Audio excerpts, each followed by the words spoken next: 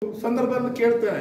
ಕೆಲವು ಶಿಕ್ಷಕರೆಲ್ಲ ನಮ್ಮ ಜೊತೆಗೆ ಮಾತಾಡ್ತಾರೆ. ಏನಂದ್ರೆ ಒಳ್ಳೆ ಹುಡುಗ ಇದ್ದಾರೆ, ಬುದ್ಧಿವಂತ ಇದ್ದಾರೆ, ಅಥವಾ ಹುಡುಗಿ ಬಗ್ಗೆ ಬುದ್ಧಿವಂತರಿದ್ದಾರೆ, ಆದ್ರೆ ಅವರು ಬರೆದಿರ್ತಕ್ಕಂಥ ಪೇಪರ್ ಅನ್ನು ನೋಡ್ಲಿಕ್ಕೆ ಸಾಧ್ಯ ಇಲ್ಲ. ಹರಿಹರ ಬ್ರಹ್ಮನಿಗೂ ನೋಡ್ಲಿಕ್ಕೆ ಆಗುದಿಲ್ಲ. ಹಾಗಾಗಿ ಮೇಲೆ ನೋಡಿ ಸುಮಾರು ಅಂದಾಜಲ್ಲಿ ಒಂದು ಮಾರ್ಕ್ಸ್ ಹಾಕುವಂತ ಸಂದರ್ಭ ಕೂಡ ಬರ್ತದೆ. ಓದ್ಲಿಕ್ಕೆ ಬರುವುದಿಲ್ಲ. ಅಂದ್ರೆ ಬುದ್ಧಿವಂತರು ಕೂಡ ಶುದ್ಧವಾಗಿ ಬರಲಿಲ್ಲ ಅಂದ್ರೆ ಅವನ ಪೇಪರ್ನ ಸರಿಯಾಗಿ ಗ್ರಹಿಸಲಿಕ್ಕೆ ಶಿಕ್ಷಕರಿಗೆ ಆಗುದಿಲ್ಲ. ಸಿಗಬೇಕಾದಂತ ಮಾರ್ಕ್ಗಳು ಸಿಗಲಿಕ್ಕೆ ಆಗುದಿಲ್ಲ. ಅಂದ್ರೆ ಶುದ್ಧವಾದಂತ ಓದು, ಶುದ್ಧವಾದಂತ ಭಾಷೆ ಮಾತಾಡ್ತಕ್ಕಂಥದ್ದನ್ನ ನಾವು ರೂಢಿಸ್ಕೊಳ್ಬೇಕು. ಆ ದಿಶೆಯಲ್ಲಿ ಎಲ್ಲರೂ ಕೂಡ ತಮ್ಮ ವ್ಯವಸ್ಥೆಗಳನ್ನು ರೂಢಿಸ್ಕೊಳ್ಳೋದ್ರ ಮೂಲಕ ತಾವು ಕೂಡ ಉತ್ತಮ. ಈಗ ಬಹಳ ಸಂತೋಷ, ನಮ್ಮ ಭಾಷೆಗೆ ಜ್ಞಾನಪೀಠದ 8 ಪ್ರಶಸ್ತಿಗಳ ಜ್ಞಾನಪೀಠ ಪುರಸ್ಕೃತರು ಬಹಳಷ್ಟು ಹುಡುಗರು ಮಾತಾಡ್ತಾರೆ. ಆದ್ರೆ ನಿಮಗೆ ಅರಿವಿಲ್ಲದಂತೆ ನಿಮ್ಮಿಂದ ಭ್ರಷ್ಟಾಚಾರಗಳು ಎಷ್ಟೋ ಕಡೆ ಆಗ್ತಾ ಇದೆ.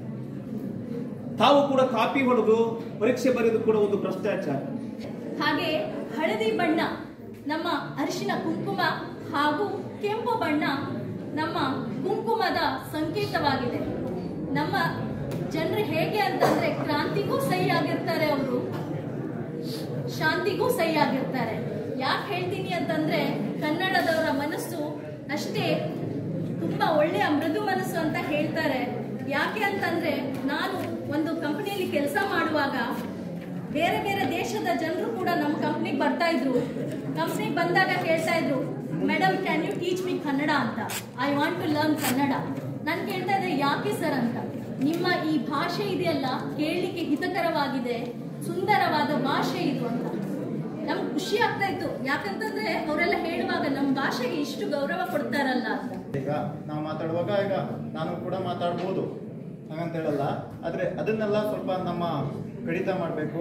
ಹಾಗೆ ಈಗಿನ ಒಂದು ವಿಷಯಕ್ಕೆ ತಕ್ಕಂತೆ ಈಗ ಇರುವ ನಮ್ಮ ಫಾಸ್ಟ್ ಫುಡ್, ಮೊಬೈಲ್ ಬಳಕೆ, ಈ ಥರದ ಚರ್ಚೆ ವಿಷಯಗಳನ್ನು ನಿಮ್ಗೆ ಇಟ್ಟಿದ್ವಿ.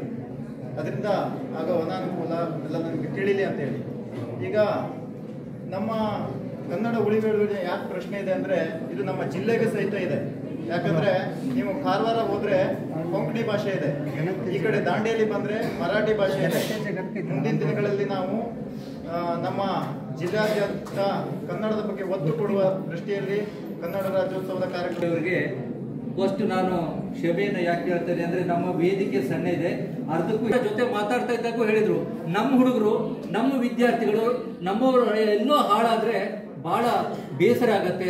ಯಾರ್ಯಾರೋ ಬೆಳೆಯುವಂತ ದೊಡ್ಡ ದೊಡ್ಡ ಪಟ್ಟಣದಲ್ಲಿ ಇರುವಂತ ಹುಡುಗರು ಅಥವಾ ದೊಡ್ಡ ದೊಡ್ಡ ರಿಚ್ ಇರುವಂತ ಹುಡುಗರು ಮಾತ್ರ ಶ್ರೀಮಂತರಾಗಿ ದೊಡ್ಡ ದೊಡ್ಡ ಉದ್ಯೋಗ ಹೋಗೋದಲ್ಲ. ನಮ್ಮ ಹುಡುಗರಿಗೂ ಆ ಉದ್ಯೋಗಗಳು ಸಿಗಬೇಕು, ಆ ಟ್ಯಾಲೆಂಟ್ಗಳು ಬೆಳೆಯುವವರಿಗೆ ಆಗಬೇಕು ನಮ್ಮ ಹುಡುಗರಿಗೆ.